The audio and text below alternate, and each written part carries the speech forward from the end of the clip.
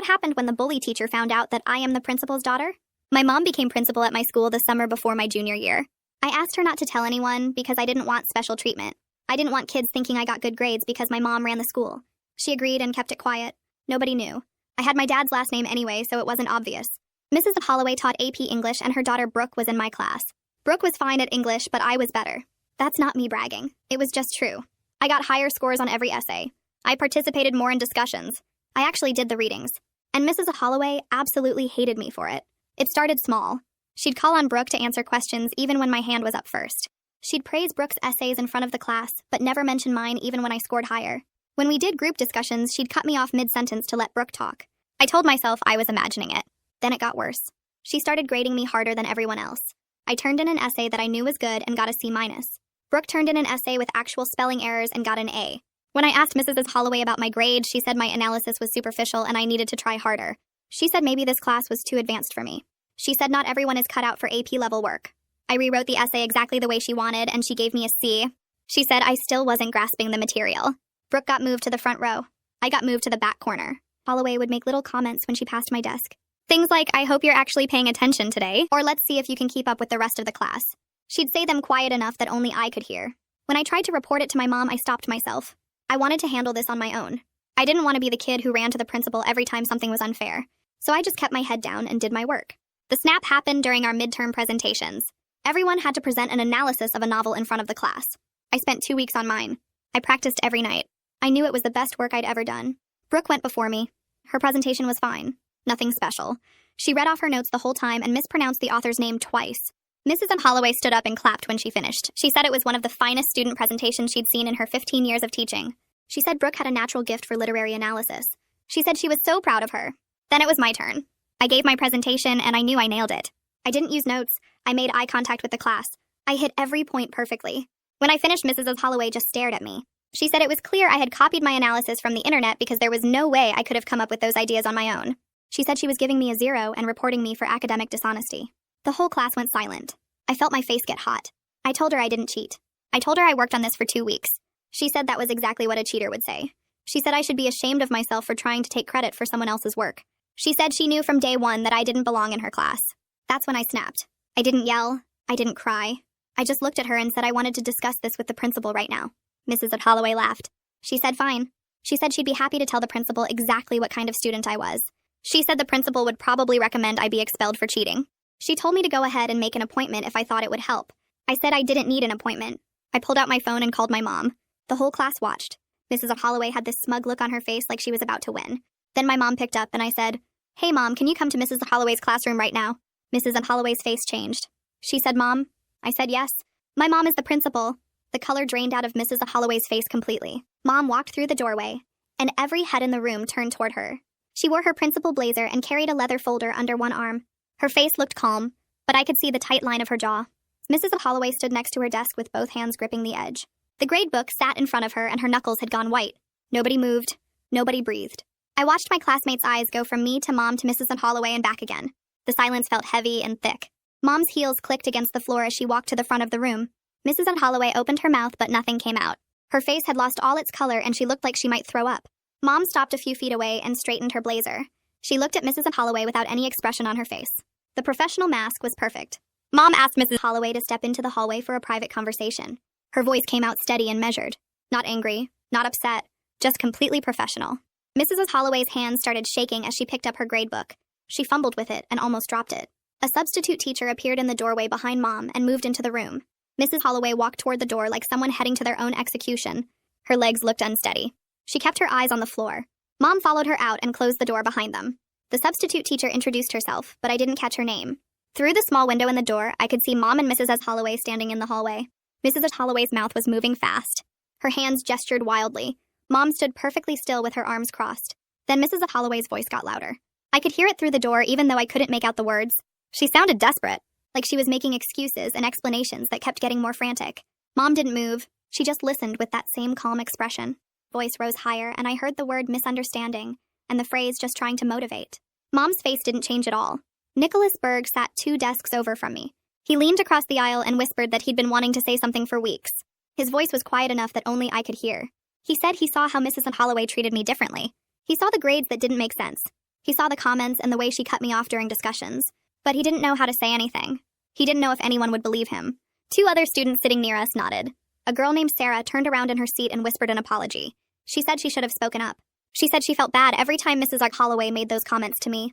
Another student named Marcus said the same thing. Then another. Suddenly, half the class was quietly apologizing for staying silent. They all saw it. They all knew it was wrong. But nobody said anything until now. I felt this weird mix of feelings. Part of me felt good that people actually noticed, that I wasn't imagining things, that other people saw the same unfair treatment I experienced. But another part of me felt sad and a little angry. Why did it take this big dramatic moment for anyone to acknowledge what was happening? Why didn't anyone speak up when it might have actually helped? I didn't say any of that out loud. I just nodded and whispered thanks.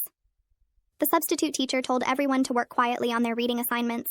She said the situation would be resolved soon and we should focus on our work. Everyone pulled out books, but nobody actually read. The room buzzed with quiet whispers. People kept looking at me and then looking away when I caught them staring. Brooke sat in the front row at her usual desk.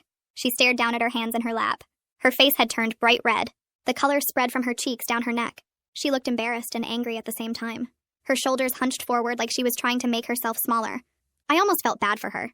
This whole mess wasn't really her fault. She didn't ask her mom to favor her. She didn't ask for the inflated grades or the constant praise. But then I remembered how she was accepted all of it. How she smiled when Mrs. Holloway stood up and clapped for her presentation. How she never once said anything when her mom tore me down. She benefited from the unfair treatment and never questioned it. My sympathy disappeared pretty fast. 15 minutes passed before Mom came back. She walked through the door and moved straight to where I sat in the back corner. Her face still looked calm and professional. She asked me quietly to gather my things and come to her office. I shoved my notebook and textbook into my backpack. My hand shook a little as I zipped it up.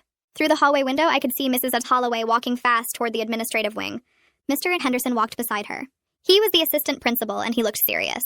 Mrs. Holloway's arms were wrapped around her gradebook like she was trying to protect it. She didn't look back at the classroom.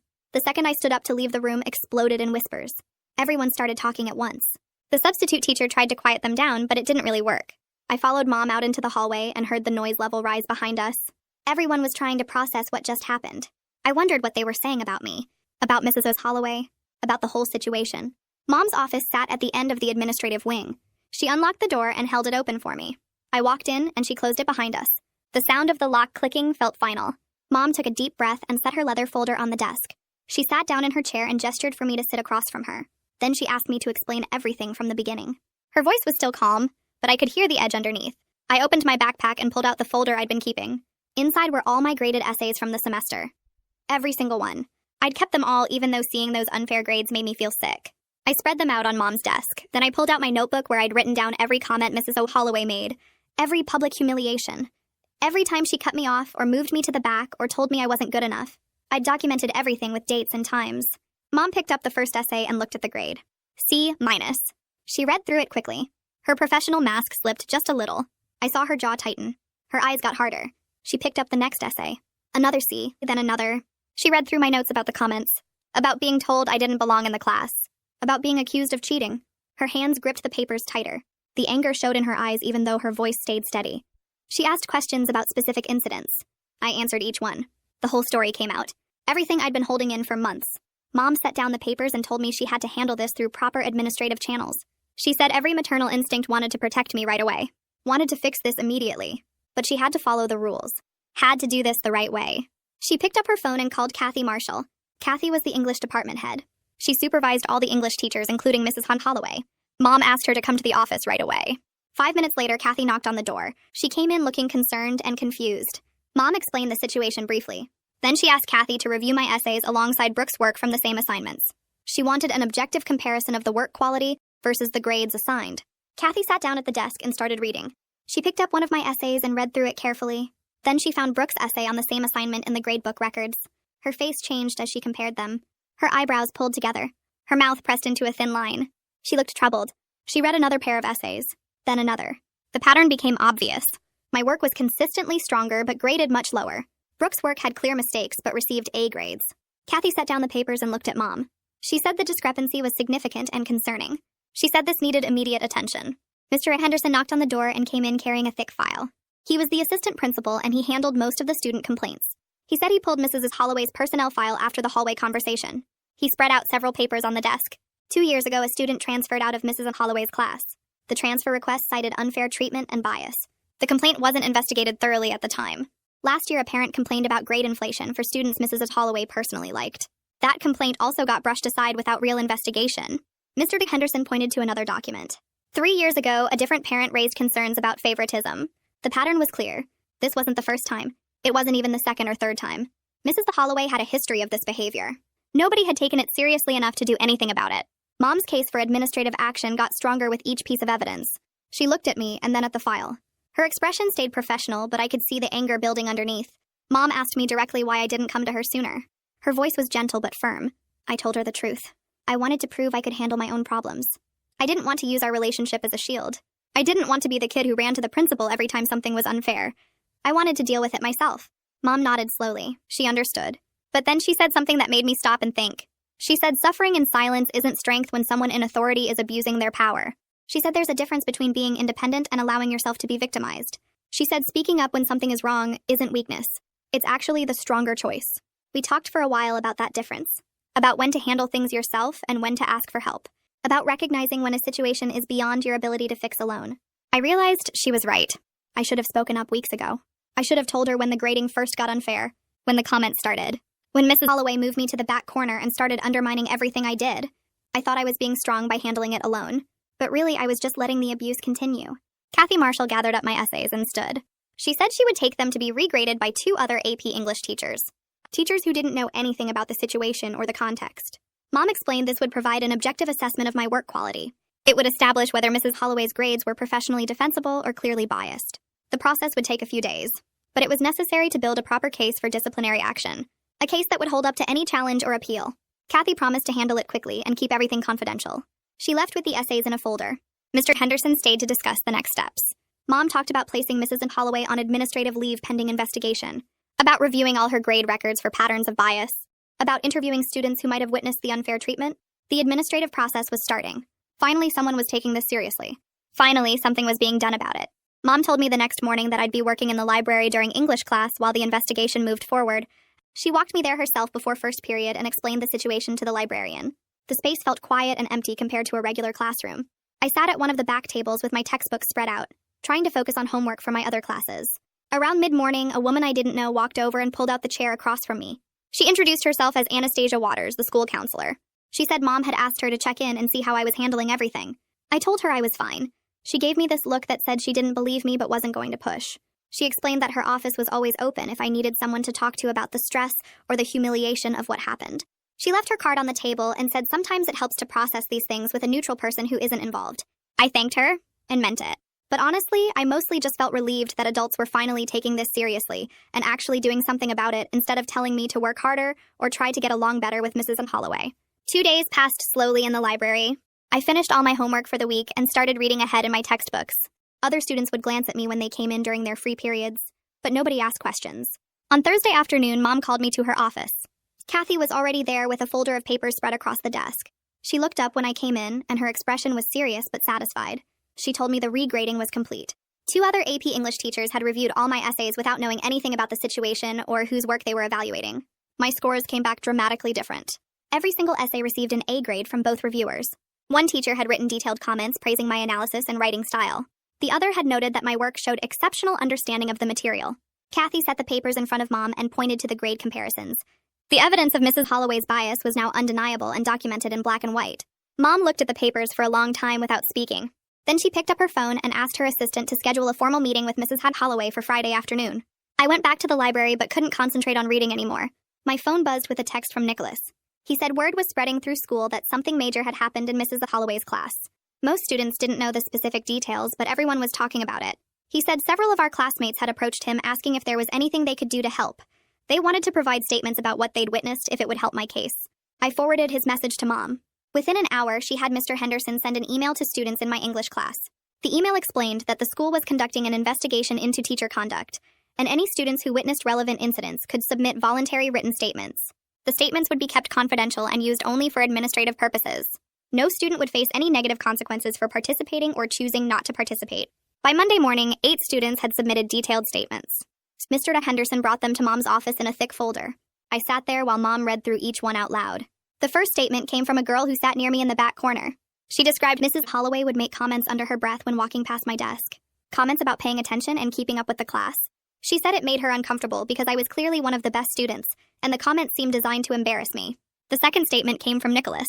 He documented 3 specific instances where Mrs. Holloway cut me off mid-sentence during class discussions to let Brooke speak instead. He noted that it happened even when I was making valid points and Brooke's contributions were less developed. A third student described the grading discrepancies. She sat near both Brooke and me and had seen our graded essays multiple times. She said my work was consistently stronger but received lower grades. She mentioned feeling confused about the disconnect between quality and scores. Another statement talked about the atmosphere of bias in the classroom. The student said it was obvious to everyone that Mrs. Holloway favored Brooke and treated me unfairly.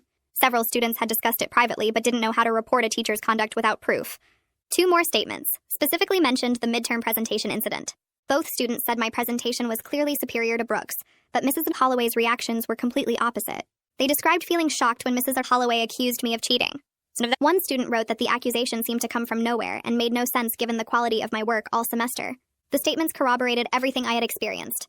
They added credibility to the formal complaint and showed this wasn't just my perception or sensitivity. Other people had witnessed the pattern and recognized it as wrong. Friday afternoon arrived and Mrs. Holloway showed up for her disciplinary meeting with a union representative. I wasn't in the room, but Mom told me later what happened. Mrs. Holloway came in on the defensive immediately.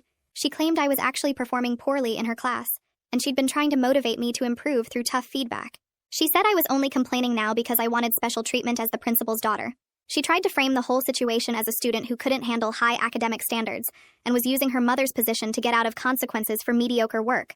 Mom let her talk without interrupting. Then she calmly opened the folder on her desk. She presented the regraded essays first. She showed Mrs. Holloway the original grades and then the objective assessments from 2 other AP English teachers. She pointed out that my work consistently received A grades when evaluated without bias. She asked Mrs. Holloway to explain the dramatic discrepancy between her grades and the objective reviews. Mrs. Holloway stammered something about different teaching philosophies and grading standards. Mom moved to the student statements next. She read sections from each one out loud.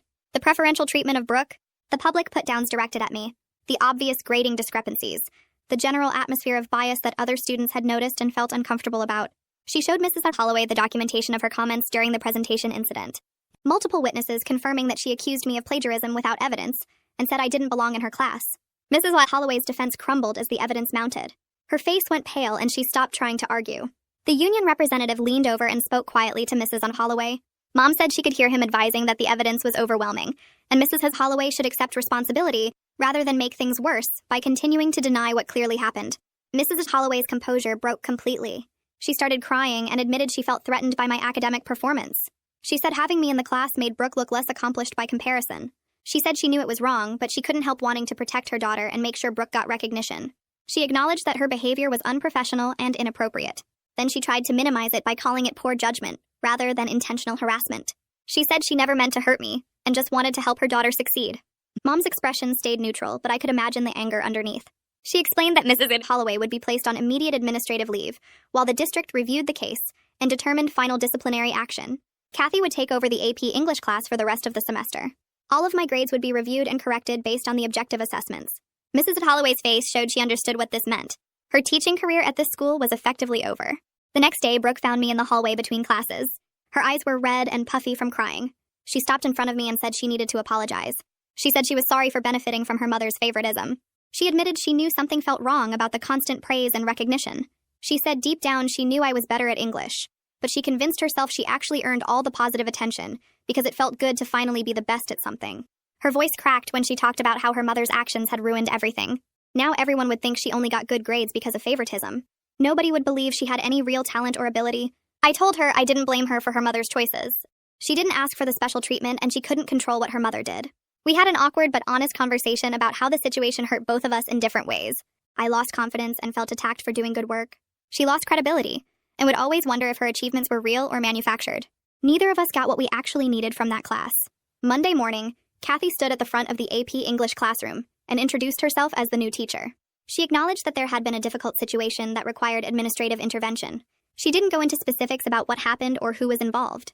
She made clear that all students would be treated fairly and graded objectively going forward. She said her job was to help everyone learn and improve their skills without favoritism or bias. The class seemed relieved to have clarity and a fresh start, but the atmosphere was noticeably tense for the first few days. Students were careful about what they said and how they acted. Nobody wanted to be seen as taking sides or gossiping about the situation. Gradually, things started to feel more normal, as Kathy proved herself to be a fair and supportive teacher.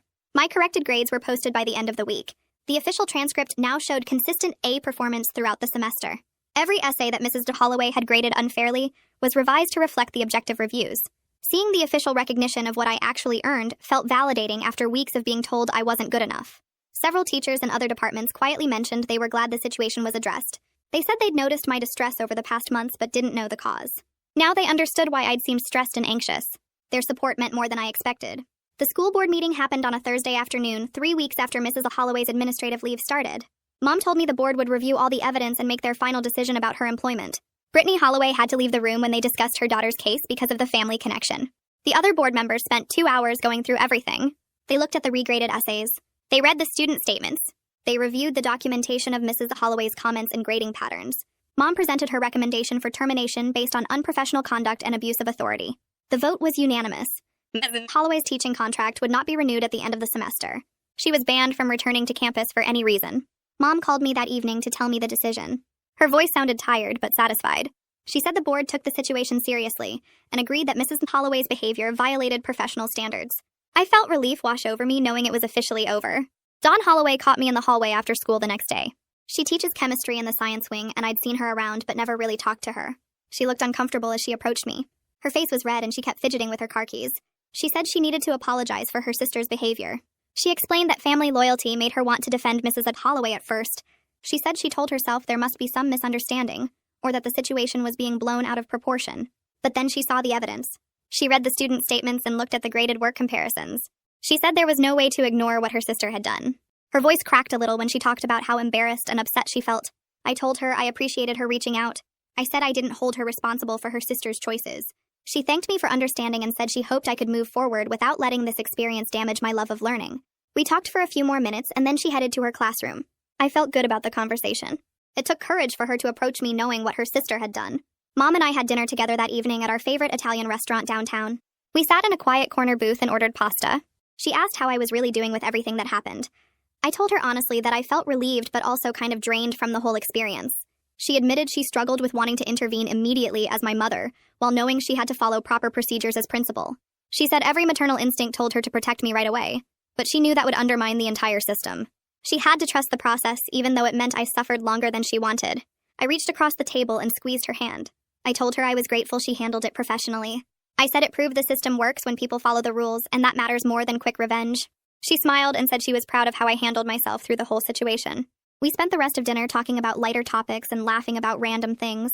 It felt good to just be mother and daughter without the weight of the school situation hanging over us.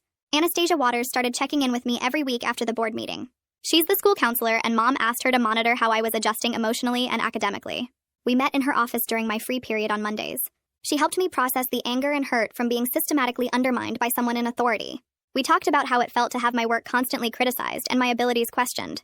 She explained that Mrs. Holloway's bias had nothing to do with my actual worth or capabilities.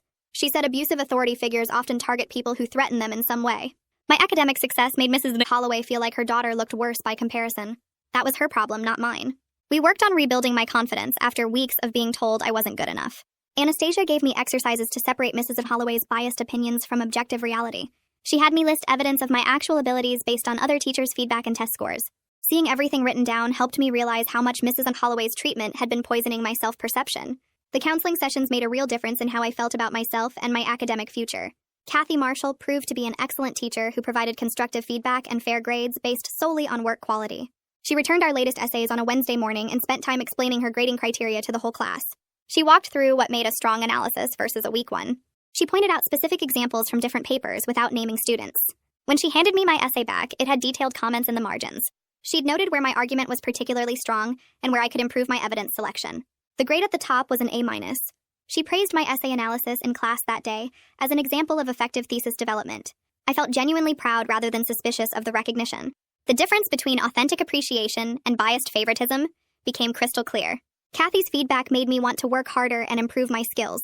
Mrs. Holloway's comments had made me want to give up and question everything I wrote. I realized how much Mrs. Holloway's treatment had been poisoning my self-perception and making me doubt abilities I actually had. Nicholas and I became closer friends through the aftermath of the situation.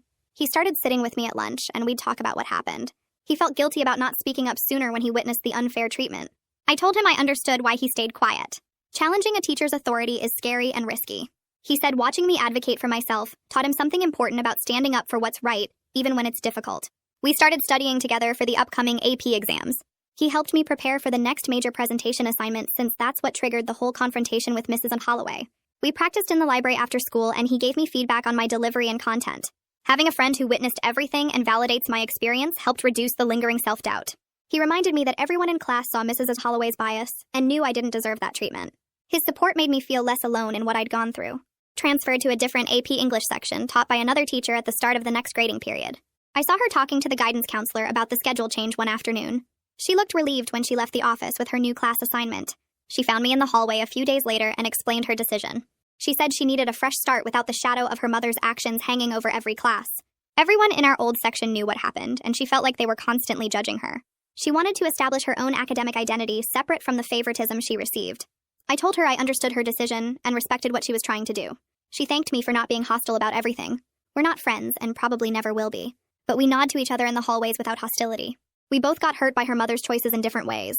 She lost credibility, and I lost confidence. Neither of us asked for that situation, but we both have to deal with the aftermath. The substitute teacher who supervised the class during the initial confrontation stopped me in the parking lot one afternoon. She said she'd been thinking about that day and wanted to tell me something. She said she was impressed by how I handled the situation with maturity and proper channels. She mentioned that many students would have either suffered in silence or lashed out inappropriately. Some kids would have screamed at Mrs. Holloway or caused a huge scene. Others would have just accepted the unfair treatment and never reported it.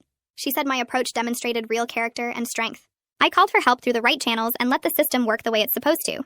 Her words made me feel proud of how I managed the crisis, rather than ashamed that it happened.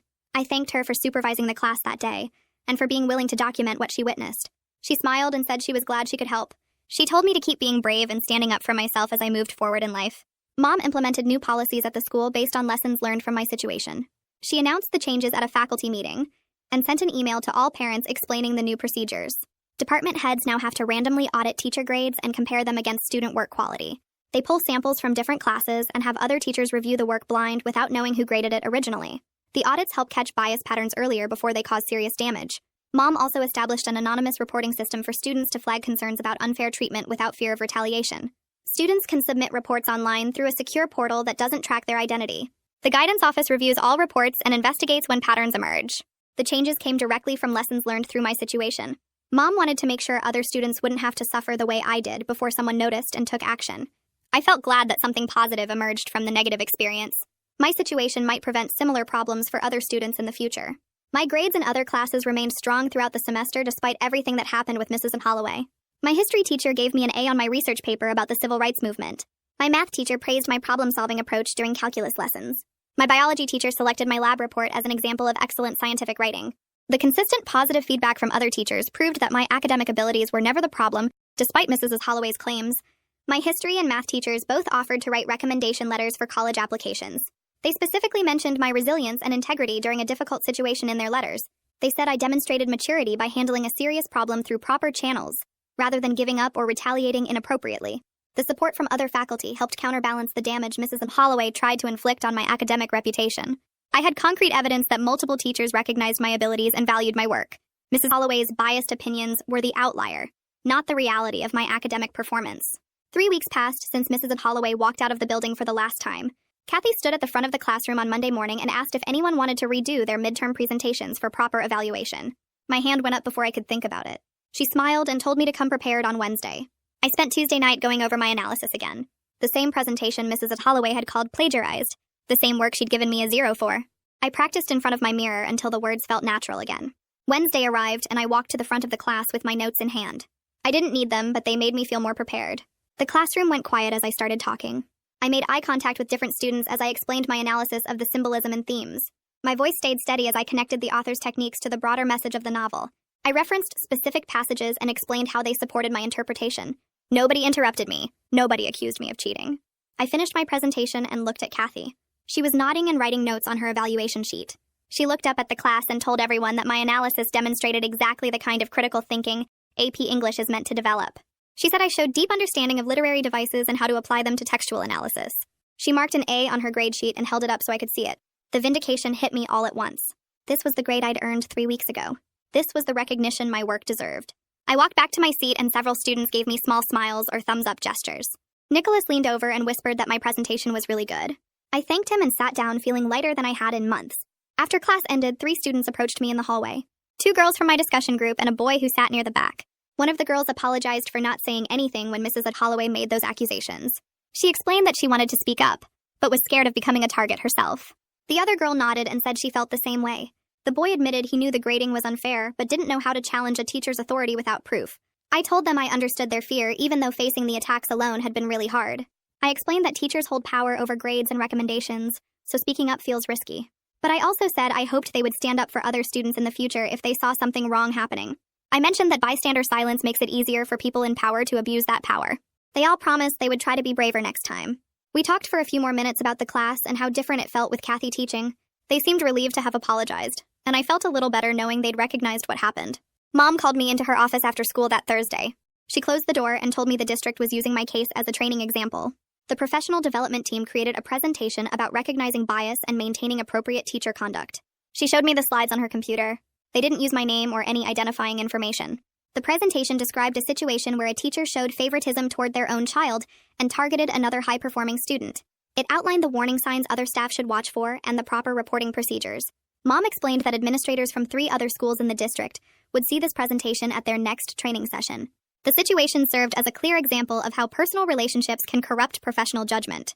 I felt proud that my experience might prevent similar situations for other students. Mom said the district wanted to make sure teachers understood the serious consequences of bias and favoritism. She thanked me again for coming forward even though it was difficult. I told her I was glad something positive came from what happened. I started working on my college application essays in November. One of the prompts asked about overcoming a significant challenge. I wrote about the experience with Mrs. Holloway. The essay focused on learning when to ask for help and recognizing that self-advocacy isn't weakness. I explained how I initially tried to handle everything alone because I didn't want special treatment.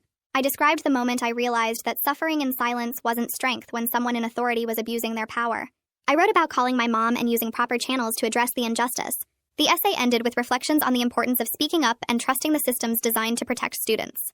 My English teacher reviewed the draft and said it was powerful and honest. Mom read it and got emotional. She said it showed real maturity and self-awareness. I submitted the essay to 5 different colleges. 3 months later, several admissions counselors mentioned during acceptance calls that the essay stood out. One counselor said it demonstrated unusual maturity for a high school student. Another said the honest reflection on a difficult situation showed character and growth. Transforming the negative experience into meaningful personal growth felt like taking back power. Mrs. Holloway tried to steal from me. Kathy assigned a major research paper in December worth 30% of our semester grade. The assignment required 15 pages analyzing a contemporary novel through multiple critical lenses. I threw myself into the work with renewed confidence. I chose a novel about immigration and identity. I spent 2 weeks reading criticism and taking notes on different theoretical approaches. My outline covered feminist theory, post-colonial analysis, and psychological perspectives. I wrote the first draft over winter break and revised it 3 times before submission. Without the constant undermining and biased grading, I remembered why I actually loved English literature and analysis. The research and writing process felt exciting instead of stressful. I turned in the paper on the deadline and waited for feedback. Kathy returned papers 2 weeks later with detailed comments written in the margins. My paper earned a 98, the highest grade in the class. Her feedback praised the depth of my research and the sophistication of my argument. She wrote specific comments about passages she found particularly insightful. The detailed response showed she took time to appreciate the nuances of my writing style and analytical approach. The college prep workshop started in January for all juniors planning to apply to 4-year universities. Brooke and I ended up in the same session by random assignment. The counselor divided us into groups of 4 to work on a mock application project. Brooke was in my group along with 2 students from other classes. We had to create a sample application package including essays, activity lists, and recommendation requests. The project required collaboration and honest feedback on each other's materials. Brooke and I worked together without awkwardness. She offered helpful suggestions on my activity descriptions, and I gave her feedback on her essay about overcoming perfectionism. She was genuinely talented when she wasn't being compared to others or inflated by favoritism. I could see her growing into her own academic identity, separate from her mother's influence. We completed the project and presented our mock application to the counselor. Afterward, Brooke thanked me for the feedback and said my suggestions really helped. I told her the essay was strong and she should feel confident about her applications. We probably weren't going to be close friends, but we'd reached a place of mutual respect and understanding about what happened. Mom mentioned during dinner one evening that Mrs. Holloway accepted a teaching position in a different district. She was starting fresh at a school where her reputation wasn't damaged. The new position came with requirements for additional professional development and regular evaluations. Mom explained that the district wanted to give her a chance to learn from her mistakes if she took genuine responsibility. Part of me wished she'd been blacklisted from teaching entirely. I didn't think she deserved another opportunity to potentially harm students. But Mom said people deserve chances to learn and grow if they acknowledge their errors and work to change. She believed in redemption and second opportunities when someone showed real commitment to improvement. I wasn't sure I was that forgiving yet. The hurt and humiliation were still too fresh. But I appreciated Mom's perspective on growth and change even if I didn't fully agree with it. The AP exam was scheduled for early May. As the date approached, I felt genuinely prepared rather than anxious about sabotage or unfair grading. Kathy's teaching had reinforced my skills and knowledge over the past months. She filled in gaps that Mrs. Holloway's bias created by withholding proper instruction and feedback. We spent weeks reviewing literary terms, practicing essay structures, and analyzing sample passages. Kathy held review sessions after school for students who wanted extra practice. I attended every session and worked through practice exams. The preparation felt thorough and supportive. I walked into the exam confident in my abilities and grateful for teachers who actually helped me learn. The test lasted 3 hours with multiple choice questions and essay responses. I finished each section feeling good about my answers and analysis. The external evaluation would provide objective proof of my skills regardless of any teacher's personal bias. Nicholas and I celebrated finishing the AP exam by getting ice cream at the shop near school. We sat outside in the warm May sunshine and talked about how relieved we felt. He mentioned that watching me handle the Mrs. Holloway situation inspired him to stand up to his own father. His dad had been pressuring him to apply only to engineering programs at specific universities. Nicholas wanted to study environmental science at a school with strong field research opportunities. He said seeing me advocate for myself showed him that respecting authority doesn't mean accepting mistreatment. He told his father he was applying to the schools he wanted regardless of his dad's preferences. They had several difficult conversations, but Nicholas held firm on his choice. He said sometimes challenging unfairness is the right thing to do even when it's scary. I felt proud that my experience helped him find his own courage. We finished our ice cream and walked back toward school talking about our college plans and summer jobs. The AP exam scores arrived in July through the College Board website. I logged in early on the release day and clicked through to my results. A 5 appeared on the screen, the highest possible score. I stared at the number for a full minute, letting it sink in.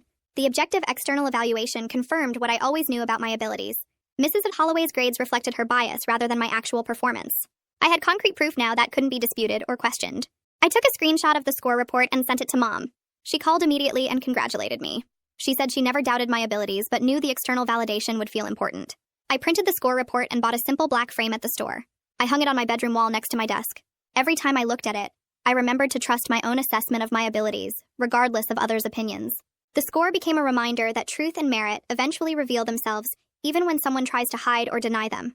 Mom picked me up from the school that same afternoon. The score report arrived and drove us to this Italian restaurant she'd been wanting to try. We sat at a table by the window with the summer sun streaming in, and ordered pasta and garlic bread. She raised her water glass and said she was proud of me for more than just the test score. She said watching me navigate that whole semester taught her things about being both a mom and a principal. She admitted she struggled with wanting to fix everything immediately when she saw me hurting, but following proper procedures showed her that systems work when you use them correctly. She said creating the anonymous reporting system and the grade audit policies came directly from realizing problems need to be caught earlier. We clinked our glasses together and she said we both survived something really hard and came out better for it. The first day of senior year arrived and I walked into my AP literature class with a different teacher who knew nothing about last year's drama. My schedule had 3 more AP classes, and I felt ready for all of them. When the literature teacher asked for volunteers to analyze a passage, I raised my hand without that sick feeling in my stomach, wondering if I'd get shut down. I gave my answer and she nodded and said that was an excellent observation. During the discussion, I participated 3 more times and nobody cut me off or made me feel stupid. After class, I realized I hadn't second-guessed myself once during those 50 minutes. Last fall felt like it happened to a different person. 2 weeks into the semester, Kathy stopped me in the hallway and asked if I'd be interested in peer tutoring for younger students who struggled with English. She said my essays showed I understood concepts clearly and could explain things in ways that made sense. I started meeting with 3 sophomore students twice a week in the library. One girl couldn't figure out how to structure a thesis statement, and I showed her the method that worked for me. Another student kept mixing up different literary devices, and I made flashcards that helped him remember. Watching them improve and seeing their confidence grow made me realize how much I'd learned. Working with them also made me think maybe I wanted to teach someday. Not like Mrs. Holloway, obviously, but helping people understand things they found confusing felt really satisfying. I was walking to my car after tutoring one afternoon when I saw Dawn loading boxes into her trunk in the teacher parking lot. She waved me over and asked how senior year was going. I said it was going well and asked about her. She said her sister got a position at a school in the next county and seemed to be doing better. Dawn mentioned that Mrs. Holloway started seeing a therapist to work through whatever made her act so unprofessionally. She thanked me for handling everything through the right channels instead of trying to destroy her sister completely. She said the consequences were serious, but not permanently devastating, and her sister had a chance to learn and improve. I told her I was glad to hear Mrs. Holloway was working on herself. I meant it too, even though I had zero interest in ever talking to her directly. Mom and I were eating dinner at home a few weeks later when she brought up the anonymous reporting system. She said student complaints about unfair treatment went up significantly since the system launched. But she saw that as positive because problems were getting addressed before they became major situations. She told me about 2 cases where teachers were showing favoritism, and the department heads caught it through grade audits. Both situations got resolved through coaching and mediation without needing formal discipline. She said the whole school culture shifted toward accountability. Teachers knew someone was paying attention, and students knew they had a way to speak up safely. I felt proud that my awful experience led to changes that helped other people. College application season hit full force in October, and I submitted my applications with a transcript full of strong grades and test scores that actually reflected my abilities. My recommendation letters came from teachers who knew my work quality and character. The essay I wrote about learning to advocate for myself tied everything together in a way that felt honest and real. I wasn't hiding what happened or pretending it didn't affect me, but I also wasn't letting it define me as a victim. I presented myself as someone who faced unfair treatment and handled it the right way. Someone who learned when to ask for help and how to use proper channels to address problems. I felt confident that colleges would see my true abilities instead of a story shaped by one person's bias. Nicholas texted me in November saying he got accepted to his dream school for environmental science. He said he never would have applied there if watching me stand up to Mrs. and Holloway hadn't given him courage to stand up to his dad. His father wanted him doing engineering at specific universities, but Nicholas held firm on his own choice. We met for coffee to celebrate, and he said our friendship during that difficult semester taught him that supporting each other through hard things makes you stronger. We promised to stay in touch during college and keep encouraging each other. I was at a school event in December when Brooke walked up to me looking nervous but excited. She said she got accepted to a competitive creative writing program at a university I'd never heard of. She told me that separating from her mother's shadow helped her figure out what she actually loved. She realized she wanted to write stories rather than analyze other people's literature. I told her I was genuinely happy for her, and I meant it. We both found our real paths after everything forced us to face uncomfortable truths about ourselves and our situations. Kathy called me into her office in January and said she wrote me a recommendation letter for a scholarship I'd applied to months earlier. She showed me the letter, and I read through paragraphs about my academic abilities and my integrity during adversity. She specifically mentioned how I handled the difficult situation with maturity and proper procedures instead of trying to get revenge. She said my work quality spoke for itself, but my character during crisis showed who I really was. Her support meant everything because it came from someone who evaluated me objectively and saw my actual capabilities. The scholarship committee announced winners in March, and my name was on the list. The award ceremony happened on a Saturday afternoon in the school auditorium with parents and students filling the seats. When my turn came, I walked to the podium and they read portions of my essay about self-advocacy and standing up to unfair authority. After the ceremony, several parents approached me saying the story hit home because their kids faced similar struggles, or they remembered their own experiences with biased teachers. One mom thanked me for speaking up because it helped her daughter find courage to report a problem in her own class. Sharing my experience publicly felt powerful instead of shameful. What Mrs. Holloway meant as humiliation became a platform for positive change. Mom sat in the third row of the auditorium during the scholarship ceremony, her professional principal composure barely hiding the emotion in her eyes. When they called my name and read excerpts from my essay about self-advocacy and standing up to unfair authority, I watched her press her fingers to her lips. I walked to the podium and accepted the award certificate, then gave my prepared speech about learning when to ask for help and recognizing that using proper channels isn't weakness. My voice stayed steady as I talked about transforming a painful situation into fuel for positive change and protecting future students from similar treatment. When I finished and walked off stage, Mom met me in the side hallway and pulled me into a tight hug. She told me that watching me turn what Mrs. Holloway meant as humiliation into a platform for advocacy made her prouder than any grade or test score ever could. We stood there for a moment while other families moved past us toward the reception area, and she said our relationship grew stronger through facing this challenge together. She admitted she learned as much from me about courage and integrity as I learned from her about proper procedures and professional boundaries. The experience taught both of us lessons about communication, trust, and the difference between protecting someone and empowering them to protect themselves. Later at the reception, several parents approached to tell me my story resonated with their own experiences or gave their children courage to speak up about problems they were facing. One mother thanked me specifically because her daughter reported a bias issue in her math class after hearing my speech, and the early intervention prevented months of unfair treatment. Knowing my difficult experience helped others made the whole ordeal feel worthwhile and meaningful rather than just painful. The final weeks of senior year passed in a blur of college preparation and last-minute assignments. I submitted my enrollment deposit to my first-choice university, a school with strong academic programs, and far enough from home to feel independent but close enough to visit. My transcript showed consistent high performance across all subjects, with my AP English grades properly reflecting my actual abilities after Kathy's fair evaluation. The letters of recommendation from teachers who knew my work quality painted an accurate picture of my academic strengths and character. My college essay about learning self-advocacy tied everything together in a way that felt honest and complete. I wasn't hiding what happened with Mrs. Holloway, or pretending it didn't affect me deeply. But I also wasn't presenting myself as a victim defined by someone else's bias and unprofessional conduct. The essay showed college as a student who faced unfair treatment, handled it through appropriate channels, and emerged stronger with clear understanding of my abilities. I felt confident heading to university with proper preparation, genuine confidence, and no lingering doubts about whether I actually deserved my academic success. Mrs. Holloway's attempt to undermine my academic identity failed completely, and I was moving forward with my integrity intact and my abilities properly recognized by people who evaluated me objectively. Graduation day arrived on a sunny Saturday morning in early June. I put on my cap and gown in the designated classroom where seniors gathered before the ceremony, surrounded by classmates I'd known for years. Nicholas found me in the crowd and gave me a huge grin, both of us excited and a little nervous about the transition ahead. We lined up alphabetically and processed into the packed auditorium while the band played the traditional march. Mom stood at the podium in her principal's robes, looking professional and composed as she welcomed families and prepared to present diplomas. When my row stood to walk across the stage, my heart started beating faster with anticipation. They called my name with honors recognition, and I walked across the stage trying not to trip over my gown. Mom handed me my diploma, and our eyes met with complete understanding of everything we navigated together this year. The moment felt triumphant, not just because I was graduating, but because I was doing so with my abilities properly recognized, and my character strengthened by adversity. She squeezed my hand briefly before I moved on to make room for the next graduate. I returned to my seat, clutching the diploma that represented 4 years of hard work and one particularly difficult semester that could have derailed everything, but didn't. My parents threw a graduation party at our house that afternoon, filling the backyard with family, friends, and several teachers who came to celebrate. Kathy arrived carrying a wrapped gift and immediately congratulated me on my college acceptance. She pulled me aside to the quieter corner of the deck and told me she felt confident I would excel at university. She said my experience this year actually prepared me well for handling challenges and advocating for myself in new environments.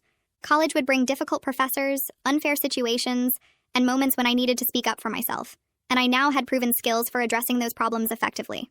Her faith in my future success felt earned and genuine rather than empty praise. She knew my actual work quality and character, and her confidence came from objective observation, rather than bias or personal connection. I thanked her for taking over the class and providing fair evaluation when I needed it most. She said she was just doing her job properly, which was exactly what every teacher should do. We rejoined the party, and I felt grateful for educators who understood their responsibility to students and took that role seriously. Nicholas found me near the food table and dragged me over to take photos with our group of friends. We posed in our graduation gowns, throwing our caps in the air and laughing at how ridiculous we looked in the formal attire. He joked that we should write a book about surviving biased teachers and call it How to Stand Up Without Getting Expelled. I laughed, but also felt grateful for friends who stood by me and learned their own lessons about speaking up. Nicholas admitted he almost stayed silent during the whole situation because he didn't want to get involved in drama between a student and teacher. But watching me advocate for myself inspired him to examine his own tendency to avoid conflict, even when he witnessed injustice.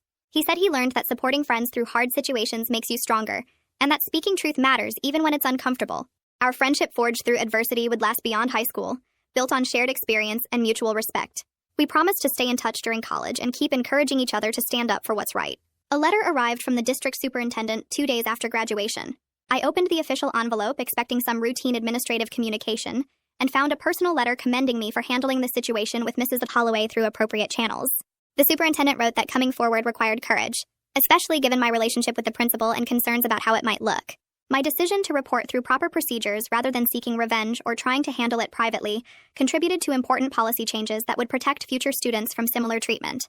The letter acknowledged that the experience was difficult and unfair, but my response demonstrated maturity and integrity that reflected well on my character. Official recognition from district leadership validated that I did the right thing despite how hard it was to face Mrs. Holloway's accusations and endure weeks of unfair treatment before speaking up. I showed the letter to Mom over dinner that evening, and she said the superintendent rarely sent personal letters to students. The fact that he took time to acknowledge my role in improving district policies meant my situation truly made a difference beyond just my individual case. Summer arrived, and I started working as a teaching assistant in a district enrichment program for middle school students. The program focused on helping younger students develop their writing skills through creative assignments and supportive feedback. I spent my mornings working with small groups of kids who struggled with organizing their thoughts or feared criticism of their work. The experience reinforced my love of education and learning while showing me the right way to mentor and encourage students. I consciously modeled the supportive teaching approach I wished Mrs. Holloway had taken, offering specific feedback that helped students improve without destroying their confidence. When a quiet girl showed me an essay she was nervous about, I praised the strong elements first before gently suggesting areas to develop. I watched her face light up with pride and relief, and I remembered how much I craved that kind of balanced feedback during my months in Mrs. Holloway's class. Working with these younger students helped me process my own experience by turning negative memories into positive action.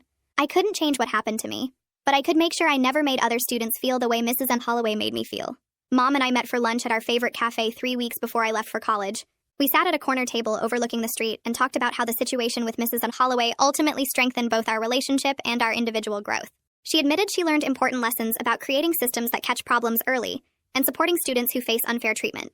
The new policies she implemented came directly from recognizing gaps that allowed my situation to escalate for so long. She said watching me suffer in silence taught her that students need clear, safe channels for reporting concerns, and that authority figures must actively look for signs of bias rather than waiting for complaints. I told her I learned when to ask for help, and that using available resources isn't weakness, but wisdom. I spent months trying to handle the situation alone, because I thought independence meant never asking for help. But real strength is recognizing when you need support, and having the courage to reach out before things become unbearable. We both grew through facing this challenge, and our relationship deepened through honest communication about difficult topics. Mom paid the check, and we walked back to the car, both of us feeling ready for the next chapter, even though it meant significant change. I spent the final week before college packing boxes and sorting through years of accumulated belongings. My room slowly transformed into a space stripped of personality as I decided what to bring to my dorm and what to leave behind. I folded clothes into suitcases with genuine excitement about the academic opportunities ahead, and confidence in my ability to handle whatever challenges arose. The experience with Mrs. Holloway taught me that I could advocate for myself effectively, that proper channels existed for addressing injustice, and that my abilities were real regardless of one person's attempts to undermine them. I was heading to university stronger and wiser than I would have been without facing and overcoming that adversity. The difficult semester became a source of strength rather than shame, proof that I could survive unfair treatment and emerge with my integrity intact. I packed my framed AP score report carefully between layers of clothing, planning to hang it in my dorm room as a reminder of what I overcame and achieved. Mom helped me carry boxes to the car on the morning we left, both of us ready for this transition, even though it meant big changes for our daily relationship. Move-in day at college arrived with chaos and excitement filling every corner of campus. My parents helped me carry boxes up 3 flights of stairs to my assigned room, where my roommate was already unpacking her side. She introduced herself as we arranged furniture and claimed closet space, immediately friendly and easy to talk to. After my parents left and we finished the basic setup, I hung my framed AP score report on the wall above my desk. My roommate noticed it and asked why I displayed a test score instead of photos or posters. I shared the story about Mrs. Holloway and the semester of bias, framing it as a lesson about self-advocacy and standing up to unfair treatment through proper channels.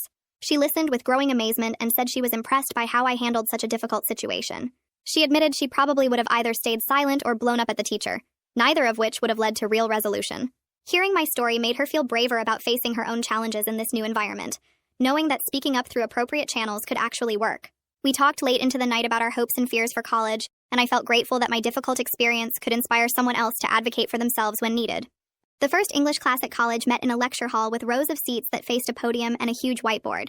I walked in early and picked a seat in the middle section where I could see and hear everything clearly. Other students filtered in and filled the space with nervous energy and quiet conversations about summer break. The professor arrived exactly on time and introduced herself as Dr. Chen, before diving straight into a discussion about the syllabus and course expectations. She asked us to share our thoughts on a short passage she projected on the screen, and I raised my hand without hesitation. Dr. Chen called on me and I gave my analysis of the symbolism and structure, explaining my interpretation with specific examples from the text. She nodded and said that was an excellent observation, then asked follow-up questions that pushed me to develop my ideas further. The feedback felt different from anything I experienced with Mrs. Holloway, because Dr. Chen was genuinely interested in my thinking process, rather than trying to prove me wrong. Other students contributed their perspectives, and Dr. Chen treated each comment with the same constructive engagement, building on good points and gently redirecting unclear arguments. I participated in 3 more discussions during that first class, and each time I felt more confident in my ability to analyze literature and express complex ideas clearly. The difference between fair evaluation and biased treatment was so obvious now that I wondered how I ever doubted my own abilities when Mrs. Holloway was tearing me down. My phone rang during my second week at college while I was sitting on my bed organizing notes from classes.